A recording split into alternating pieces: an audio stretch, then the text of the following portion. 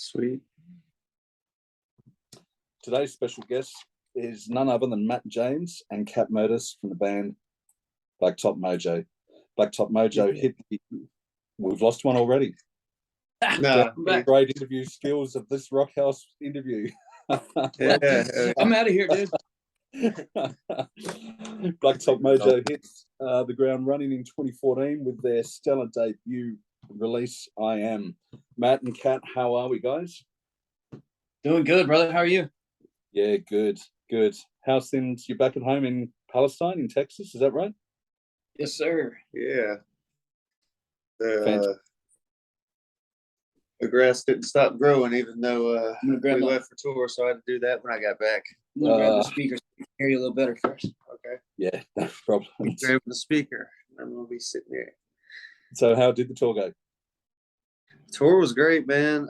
Both of them. The West Coast was really good to us, and got to play the Whiskey A Go Go for the first time on that run, which is pretty cool as a rock and roller, Then, of course. Hello, we've lost your sound. Can't hear you guys.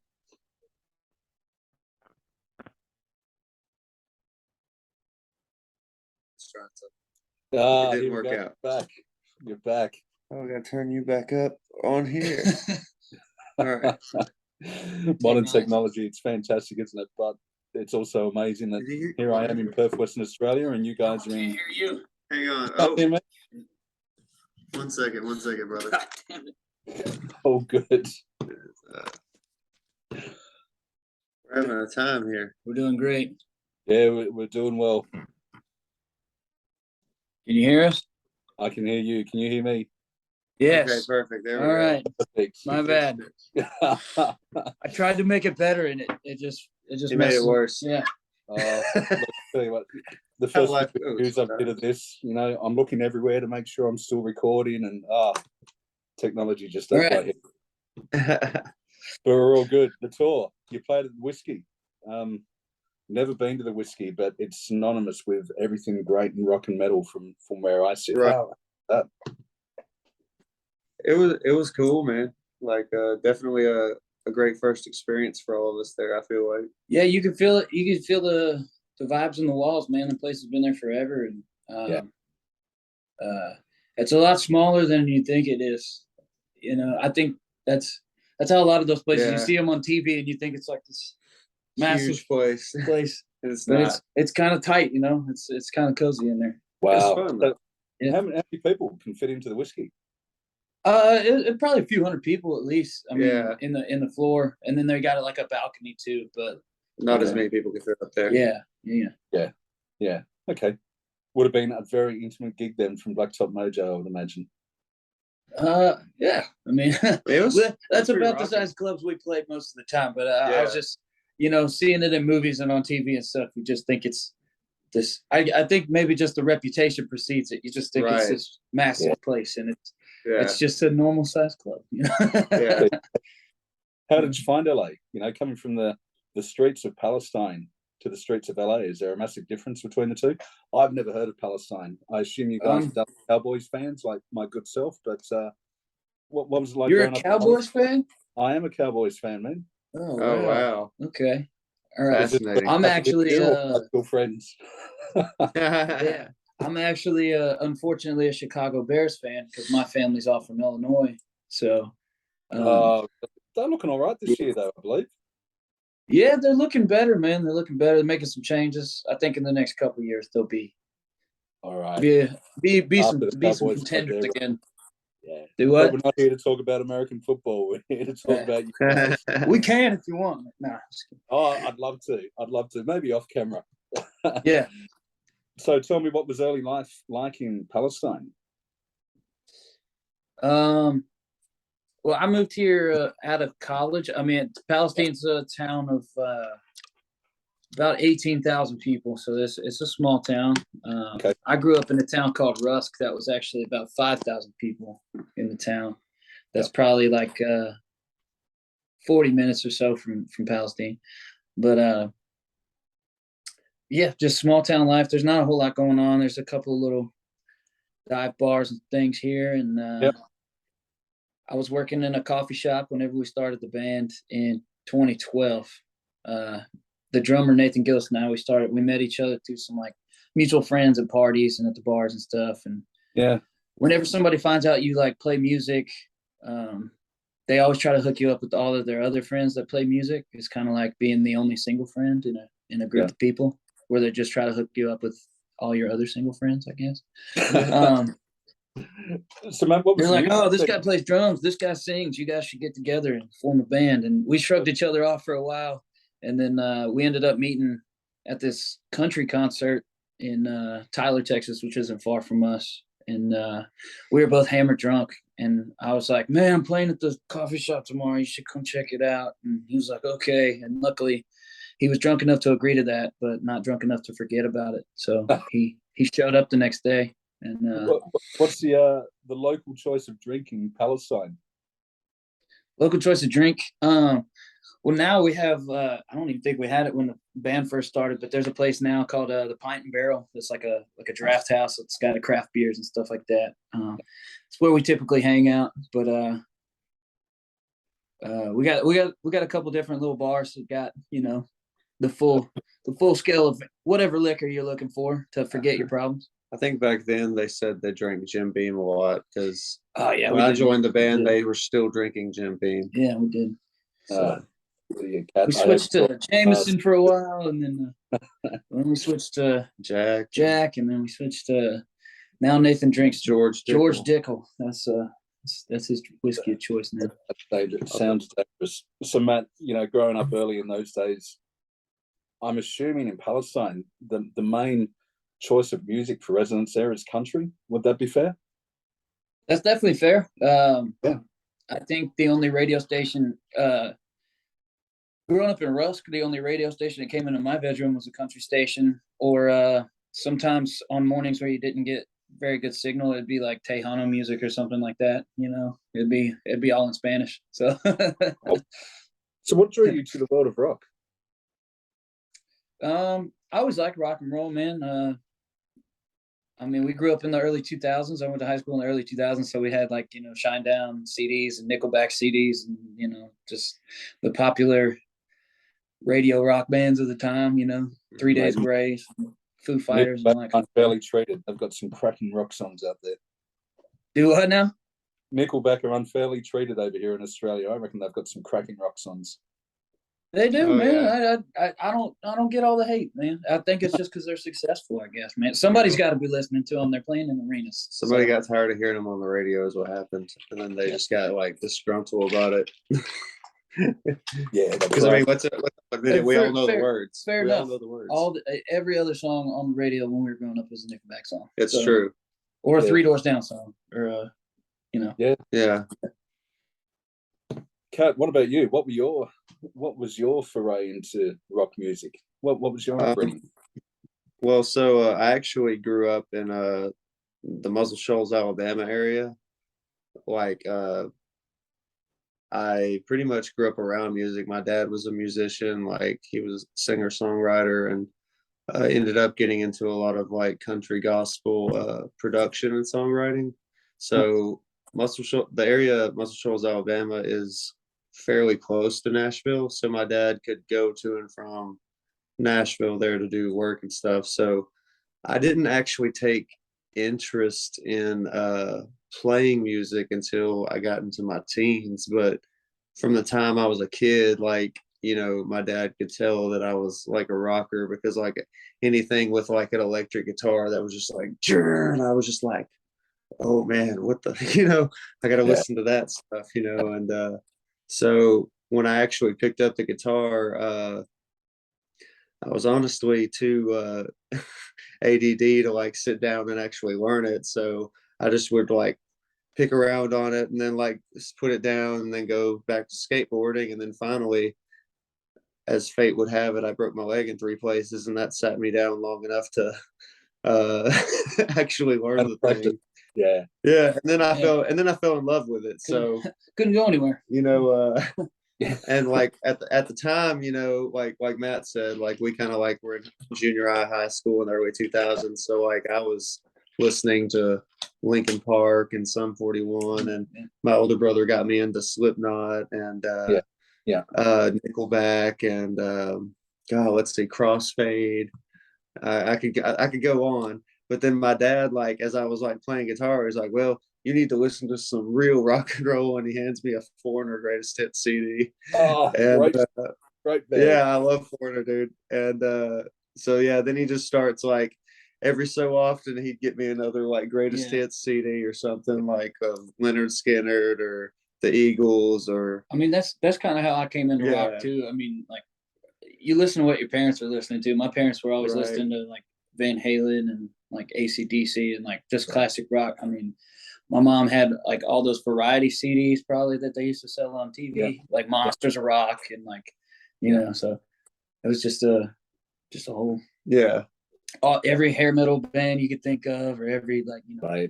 Mate, that's when I grew up. I was 18 in the late 80s, and there was some great stuff that came out. You know, you had back from 83 with Quiet Riot coming out with Come On Feel the Noise, right up to you know the Guns N' Roses explosion. It was just a great time for music. Matt, you're the vocalist of the band. Was there any vocalist that you looked to really carve your own style?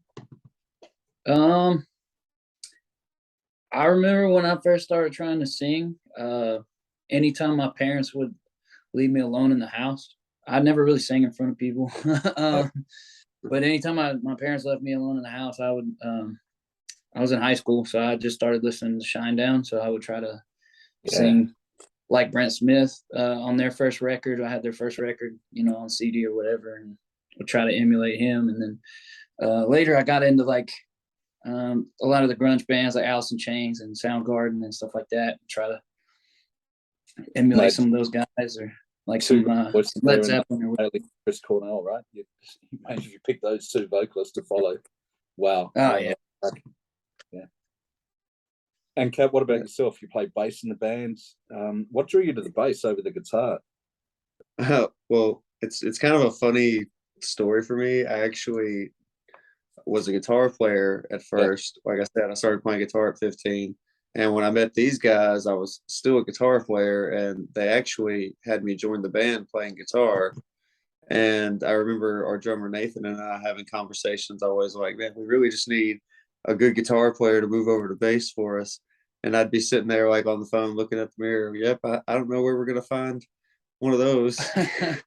And so, but you know, about a year after playing with these guys, like I kind of we got our original guitar player Catt to come back, and then I moved over to bass because I'm like, well, I'll just do it. Or well, actually, it was kind of Matt that convinced me to do it.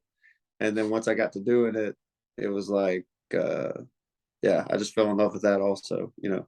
Mate, well, I can say, Catt, that being a former bass player, there is no band without the bass player, mate. So you made the right choice. Yeah, it's true. Right. It's true. So yeah, like it was cool though, because like, you know, a few months after I moved over to bass, we ended up quitting our day jobs and like going to record the second album, Burn the Ships, that summer. And that was pretty much me just diving headfirst into bass, you know. Yeah, awesome. We're going to get to Burn the Ships, but let's just go back, Matt, to the release of I Am in 2014. It hit the charts pretty much straight away. The press at the time said it's a great mix of Soundgarden, Blackstone Cherry, and Skinner. Was that the sound you were trying to emulate on that first record? We really didn't know exactly what we were doing when we'd never really been in this. It really wasn't a conscious thought. It was kind of just go out and stuff. When we first started in 2012, living in the middle of East Texas, really a lot of the only gigs we would get was playing in some of these country bars. And there's a huge country scene here in Texas. So we would play in all these country bars, and you know, you get hired to play basically as like a lounge band or like a dance band kind of thing. So we played a lot of like country covers and things like that, like Texas country covers. And then, you know, every now and then you throw in some like 90s alternative stuff or some Black Crowes or, you know, some just classic rock stuff or whatever. And then every now and then we started writing songs, and they were more geared toward the rock world, you know what I mean? And then eventually we had written enough songs, and we're talking about going to record that album, and we're kind of like had a decision to make, because we live in the middle of nowhere in East Texas. So in order to play rock, we would have to drive to Dallas or Houston, or we had a rock club in Tyler, Texas, just one rock club, but you can't play one club all the time, you know. Right. And then, but just for context, how far is Dallas and Houston away from Palestine? It's a couple hours drive for both of those, and then it's about 3 hours drive up to Austin. So we're kind of in a good spot as far as like kind of being centrally located, but you're still pretty far away from everything. So we drive into Dallas. We drive into Dallas or Houston or whatever, like pretty much every weekend, and like play gigs and stuff. And so playing predominantly in front of the country crowd, did they warm to your rock originals and some of the classic rock that you started incorporating into sets? Yeah, I mean, you get requests for all kinds of different stuff when you're playing sets like that. I mean, you're playing for like 4 hours a night. People are just coming up to you and, hey, do you know this song? Or what, you playing everything from Merle Haggard to Tom Petty to whatever, you know what I mean? You're just kind of filling time at that point and trying to you can make good money playing, those lounge sets is basically what I'd call them. And whenever we started playing rock and roll, the way you make money playing rock sets in those clubs was you'd make significantly less money. So we would they'd take a tally at the door, and which they still do this in a lot of places. They take a tally at the door and they ask which band you're there to see, because they would throw you on with 4 or 5 different bands in a night. And each band will get an hour set. It's all random bands too. They're just filling time in their bar, and they would take a tally at the door and ask who you were there to see for people that would walk in. And based on how many tallies you get, that's how much you got paid at the end of the night. So a lot of the times you drive to Dallas, make a 2-hour drive to make $50 or something as a band, you know what I mean? Or 20. So or less than that, sometimes. That is a killer. And then I mean, there were some places that like took a shine to us, they took a liking to us, and like the door guys would be like, man, we really want to have you guys back. So there'd be people that would walk up out of the street and they'd be like, who are you here to see? And they're just like, well, we're just here we heard live music coming out the door, so we walked in, and they just marked the tally down in our name for us. You know what I mean? Yeah.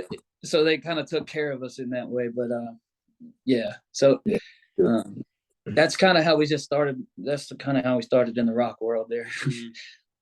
I know I'm going backwards a bit, but where did the name Blacktop Mojo come about? So right when we first started, Nathan and I decided to start a band or whatever, and we're trying to figure out what to name it. And it had been like 3 or 4 weeks and hadn't come up with anything.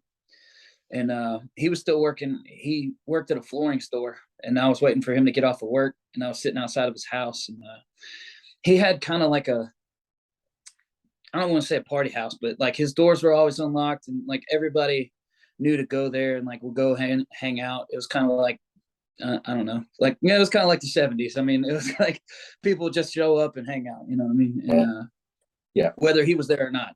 And so 2 of his buddies came out, and they had a big ass bottle of Jim Beam, and they saw me sitting in the driveway, and they were like, man, you want to go back roading with us? And I don't know if you guys do that over there. Back roads, just basically, we live in the middle of nowhere, so there's a lot of county roads and stuff, and you just go drive around, listen to music, and drink, basically. Don't drink and drive, kids. But don't drive. What we do in Australia is we go out to the backyard and do that same thing without the driving. Yeah, there you go. Yeah. Unfortunately, anyway, a lot of my mates weren't into the rock, mate, so they'd be playing the current Beyonce album or stuff like that, and I'd pronounce Sabbath. Oh, well, that's why you got to take turns. You got to have a good mix of. You got to have all of it. Yeah. But anyway, we went back roading, and then I needed something to stir my drink up with, and our buddy was a duck hunter, and he had a Mojo brand duck decoy in his truck, and he handed me like you like wind them up so that the wings will flap in the water, I guess. And then he handed me the little key that you wind it up with. And so we just got super drunk and we were just like spitballing band names, and just I don't remember exactly how we landed on Blacktop Mojo, but it was because of the duck decoy. They called it a Mojo key. Yeah. And okay, which would have been a cooler band name actually, but no.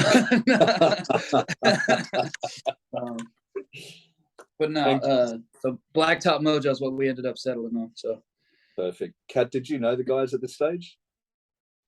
No. So back to that club that he mentioned in Tower, Texas, the only rock club.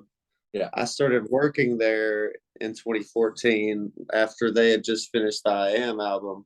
Yeah. And I think you guys were doing your album release and you guys were main support for another band in the area that was bigger at the time. And that was the time I met them. And after they played their show, pretty much, I told, I think Nathan or somebody, well, if y'all ever need a guitar player for any reason, just hit me up. Yeah. And then about, they played another show at that same. 6 months later. Well, y'all played another show later for, I think it was a couple months later, and it was y'all's it was a headlining show. Yeah. And then y'all did really well that night. And then, like, I think March of the following year, 2015, is when I joined the band. Pretty much, I got the call sometime end of February. Yeah. Our original guitar player moved off to Nashville. That's right. And so we called Catt up, and we jammed with him like one time, and we're like, "Okay, you're in. You're in. You're good enough. Okay." Sure, you would have taken him into the back room a bit, Matt, just to see if he was up for the gig. Yeah. All right. Dude, so I've pretty much been there since that point, and and our original guitar player came back from Nashville, and our bass player left the band right around that time. So then he kind of hopped over to bass. So that kind of worked out. Nice. Yeah. That's good that it worked out. The follow-up album was released in 2017. Burn the Ships. Burn the Ships was inspired by historical figures. Is that right? Yeah. It was inspired by a story of Cortez coming to the New World, apparently. Heard some of his men like talking about leaving because they got to the New World and wanted to take it over and stuff. And some of his men were talking about leaving, so he just burned all the ships in the harbor. And so they had no choice but to take over the. Yeah. Yeah. Mm-hmm. Which is kind of a dick move, but just slightly. Yeah. But I guess it ended up working out for Cortez, right? Apparently, so no, but that was kind of the inspiration there, and we had just quit our day jobs and moved into this house together, and so it all kind of fit with like the no turning back kind of thing that we were going through in our lives at the time. Yeah, awesome. Catt, what was your experience like recording for the first time with these guys?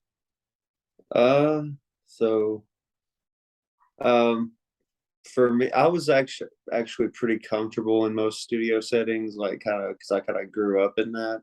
So whenever I guess the first time we ever recorded anything was at that old studio that we used to practice at.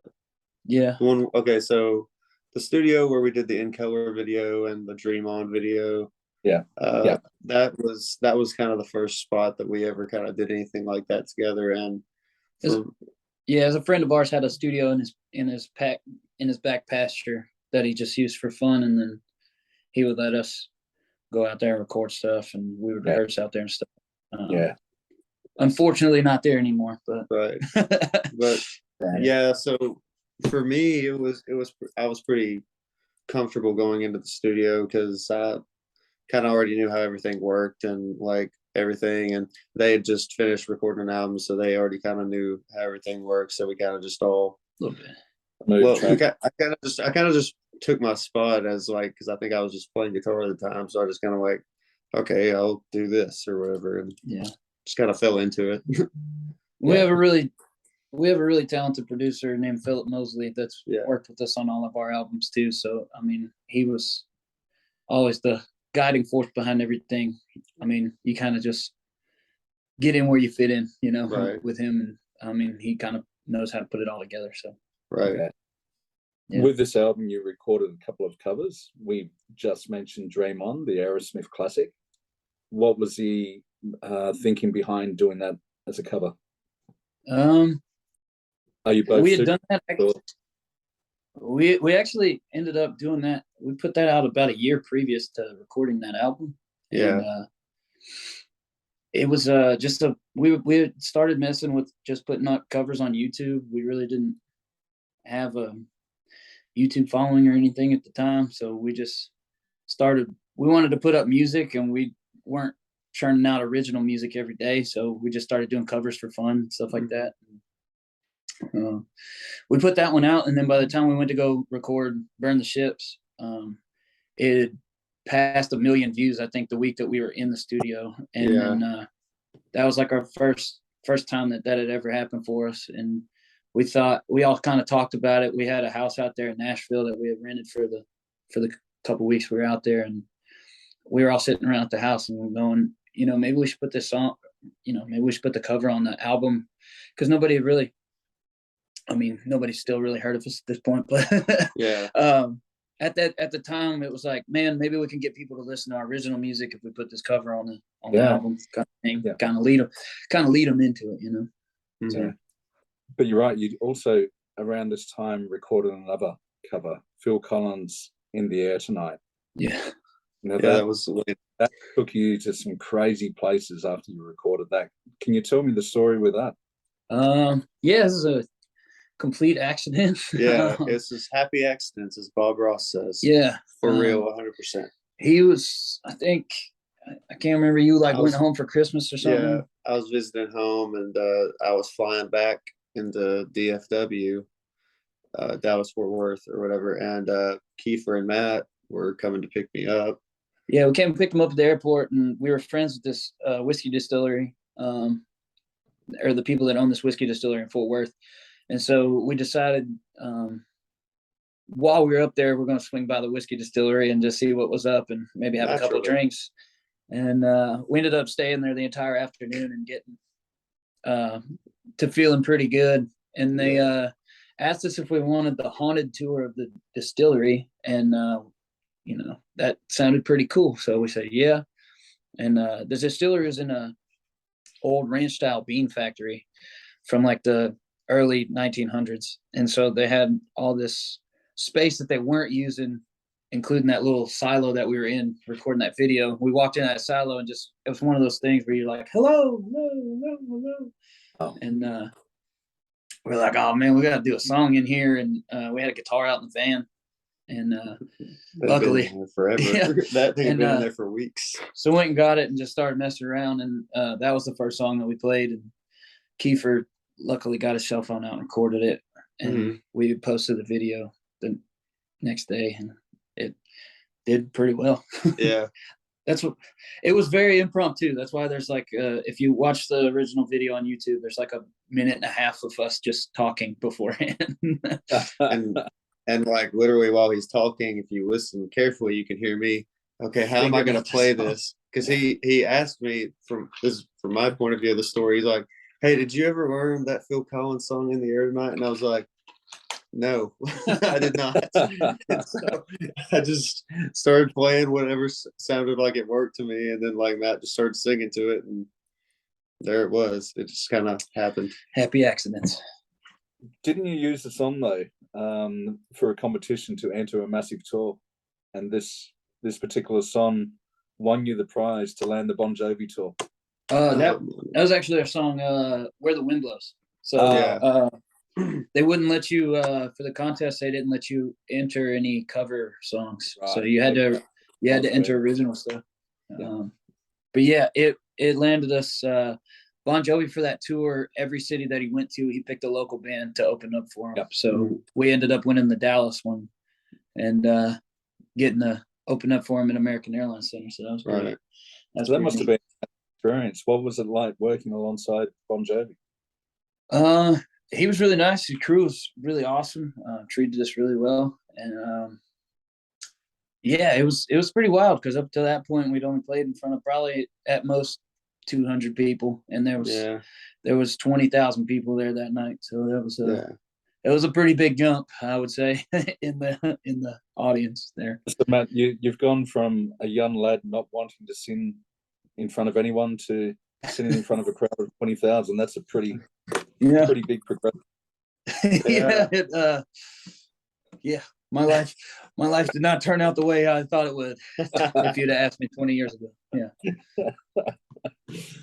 All right, so we move on. The third album, Under the Sun, came out in 2019. Did you use a different approach in the recording process for Under the Sun compared to the other two albums? I think we definitely knew a lot more of what we were doing. And we knew how to do, how to prepare better. Like we got most of the songs, I feel like, hashed out a lot better before we went into the studio. Whereas on the first two albums, a lot of the stuff was pretty spontaneous that happened, like as far as arrangements and different things went. And that. Well, and I think with Under the Sun, there was two things. One, Chuck joined in before that album. He joined in 2018, and we toured together and played pretty much all over the country up to that point, up to us recording Under the Sun. So we had that synchronicity and that tightness to us, but also everybody knew their role.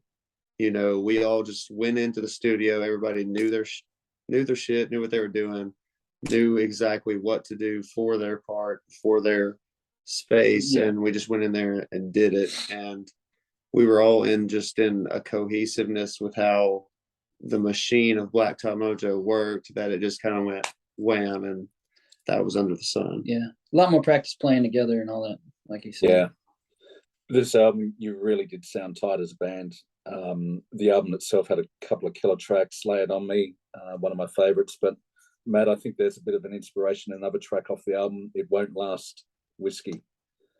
Yeah, Whiskey's definitely a huge inspiration on that one. We do have some good times, Whiskey does.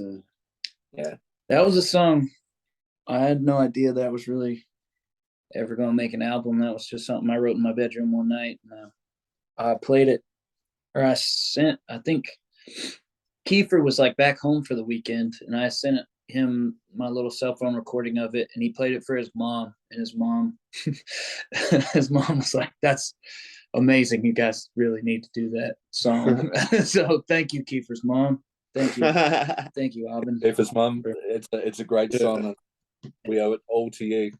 Of course, we know what hit around the world. The craziness hit the world at the end of 2019. We all went into lockdown with the pandemic. Mm-hmm. How did that impact you guys? You've gone out, you've built significant momentum over the 5 years previous to now having to stop everything. How did you survive? I don't know. It was scary at times for sure. Luckily, we were all living together still at the time, and we could really lean on each other, and we could do a lot of different stuff that I think a lot of bands weren't as fortunate as, like, they were all in different places, so they might not be able to meet up to do different things without breaking their protocols or whatever, that they had to do at the time or whatever. So, but we were able to do a lot of live stream stuff, do a lot of that kind of thing, and also write another album while we were locked up together. And I mean, it was definitely scary, but it was also kind of even the playing field a little bit, like, because nobody could tour, so it was it wasn't like we were the one, we were the suffering. We weren't the odd man out. It was kind of the whole game changed that year for everybody, so everybody was kind of on a even keel as far as, like, the only thing you can do is on the internet right now. So Yeah. Yeah. It was actually good to see the creativity. And like yourselves, a lot of bands were streaming at that time just to keep that presence up. And you guys did really well. I mean, you had the Static EP come out in the middle of the pandemic. We recorded the new album. Sorry, that's my dog in the background. She's about to get feedback. Yeah. We love dogs. Hell yeah. Excuse me. It's probably the postie delivering my latest vinyl records. That's all right. And of course, the release of the Blacktop Mojo album in 2021. So you were able to keep that momentum. Yeah, absolutely. Sure. And I think it was really funny actually, because right before the pandemic, like we did the It Won't Last tour, and then as soon as we got home, like literally 2 weeks later, the pandemic happened and everything shut down. And it was like, man, maybe we should have named it that. Well, yeah, and we also named our tour before that the Defy the Sun tour, because we were on tour with Otherwise. Yeah. And their new album was called Defy, and then ours was Under the Sun. So we called it Defy the Sun, and then the weather the entire tour was just absolute shit. Yeah. It was we hardly ever saw the sun on that tour. And it was so cold. We just need to be more careful about how we name our tours, because the next one it Won't Last, and then the world shut down. So yeah. So we've just been doing like summer tour. Yeah. I was going to say do a Budweiser tour, please. Yeah, there you go. This is the $1 million tour. This is the $1 million tour. Everyone gets some.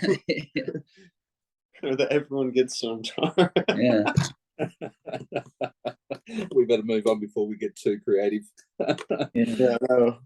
But the latest album, like, it just shows the strength of the band. I mean, obviously, you guys are so close. You were living together. The latest album has just got so many classic tracks on there. Jealousy, just hits you right in the face, like a lot of the other tracks as well. Was that approach to the new album really solidified with you guys just living and breathing with each other for 24/7 over that 2 years, where you could really have the opportunity to strengthen the songs? I think so. I mean, there was nothing else to really distract from the writing process. I mean, it was just meeting up, 3 or 4 times a week and writing songs for, I don't know, 3, 4, 5 months. I maybe even longer than that, and then pre-production, and then went in January of 21 to record. So, I mean, it was all really didn't have much else going on besides the live stream stuff. I mean, you couldn't leave the house. You couldn't go to the shows. You couldn't go anywhere really. We were just playing all the time. I feel like, somebody was always in the room doing something or diddling around with something. And then, like you said, the live stream things, like we were learning so many different like cover songs for those live streams every week just to like do that. So then in between doing that, you're him and I kicking around doing stuff. Him and I would do we would do like, we called it the Matt and Catt show, where we did it every Thursday, and we would take requests, like we were sitting in the corner of a bar from people and learn them for the next week. And we'd learn, 14 or 15 new songs a week, and then play them live on the internet. And that was a good time. Yeah. So we were just playing like constantly, and constantly coming up with different shit. And because we were around each other, we'd be able to peek in. Hey, what's that you got there? You know? And then it just builds from there. It must have been a crazy time. You guys must sound so tight when you go on the road now. You know, almost like ESP, what each other is doing. Yeah, I think so, man. Usually when we go out on tour now, it only takes a couple of days of rehearsal, and then everybody's pretty much locked in for it. So. Knock the rust off, and then the machine rolls just fine, You guys are keeping busy as well. 2022, you've released a string of singles. Strike Me, it's another heavy hitter. Another fantastic cover of My Girl. Not one you would expect a hard rock / metal band to cover, but you guys do it so well. And then Getaway Car, your most recent release, which is, just a striking ballad as well. What else can we expect for the rest of the year? Any more singles coming our way? We got a couple in the can that we're gonna release at some point.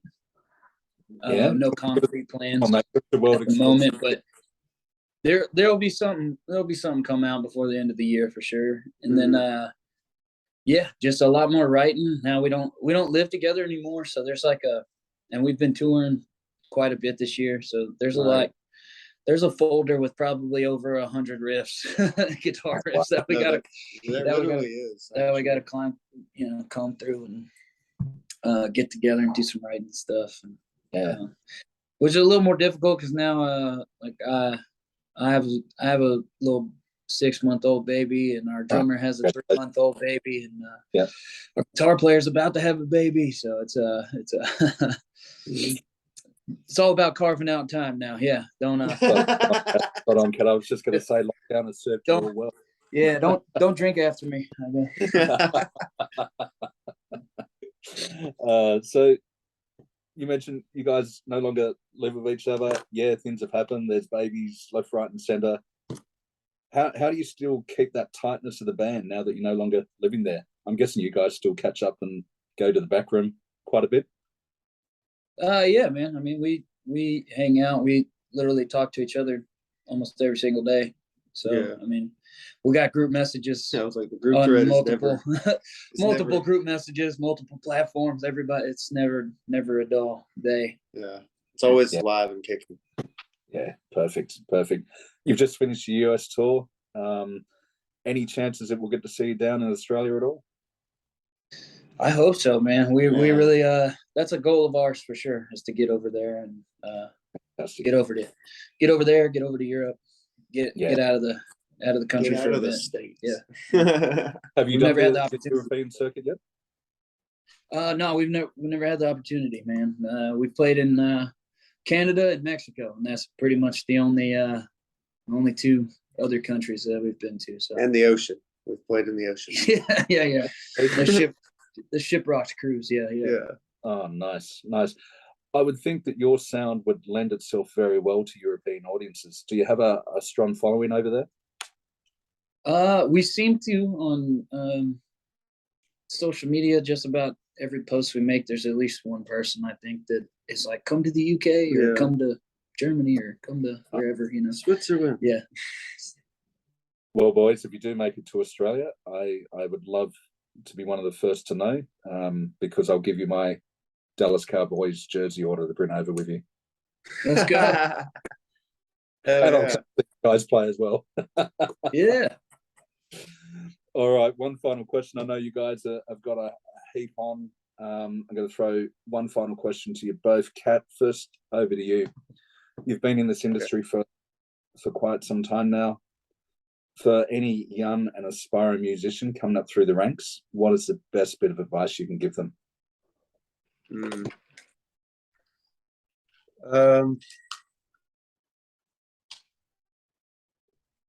Don't get stuck or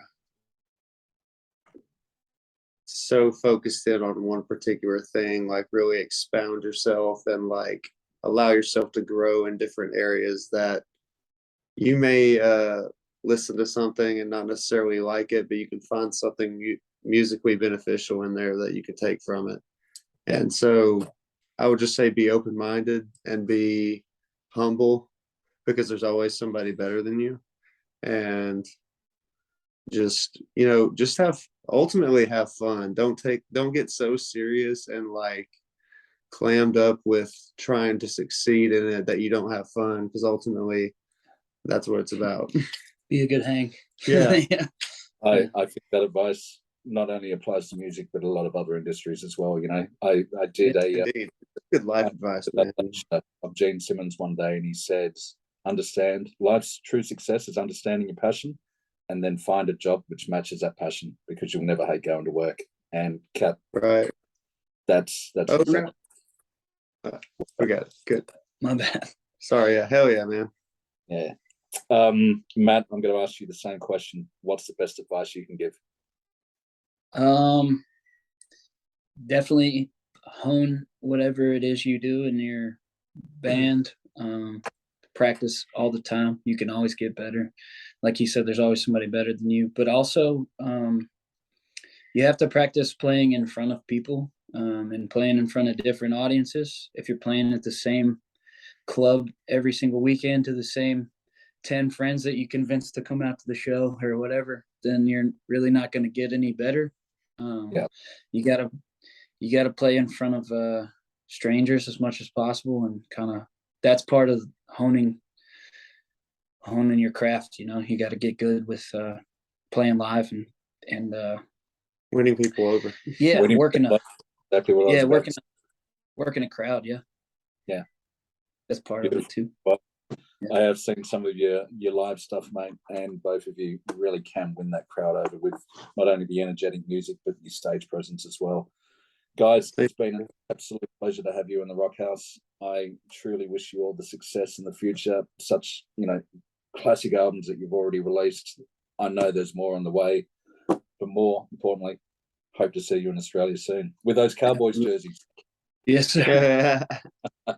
Right on, man. If we make it to Australia, I'll put on a Cowboys jersey for you. For real. Yeah. Your fans back in America will hate you forever if you wear one of those, Matt. Don't do it. Probably. But it'll be worth it if we're in Australia. Fantastic. All the best, guys. Thank you very much for your time, and take care. Rock on. Thanks for having us, man. Thanks for having us, man.